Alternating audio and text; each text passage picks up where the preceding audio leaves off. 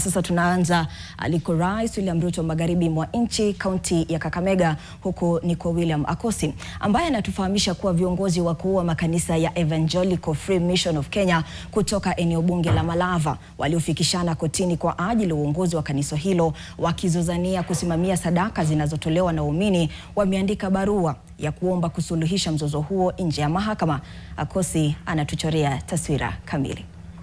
Katika kanisa la Evangelical Free Mission of Kenya eneo la Ikoli, eneo bunge la Malava, kaunti ya Kakamega, kwa mara ya kwanza tangu mzozo wa uongozi wa makanisa haya kutokea na hata kufikishana kotini, viongozi wa matawi ya makanisa haya wameamua kufanya maombi ya pamoja, nia yao ikiwa ni kutatua mzozo unaoshuhudiwa ndani mwa makanisa haya. Kulingana na kiongozi wao Elikana Emmanuel, mgawanyiko huu ulitokea baada ya baadhi ya viongozi walioondolewa mamlakani kutaka kuendelea kuongoza, nia yao ikiwa ni kusimamia sadaka ambayo inatolewa na waumini wa makanisa haya, viongozi wakuu wakiingilia kati. Tukaandika barua tukapelekea advocates. Tukawaambia wapeleke hiyo barua kotini, wazeme waambie goti kwamba hawa wako kwa kusemezana. Na sasa wakati tutakuja pamoja, tumekuja hivi, maneno ya kesi tutamaliza kwa maana tumekuja pamoja.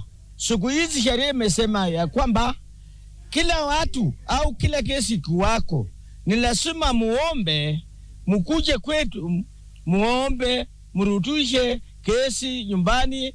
Viongozi hawa wanasema mgawanyiko miongoni mwao umesababisha wafuasi wao kukosa mwelekeo wanaozozania uongozi, wakilazimika kuondoka na baadhi ya wafuasi ili kuendelea kushikilia uongozi ndani mwa makanisa haya. Hizi pesa ni pesa ambazo sisi tunatoa zaka na fungu la 10.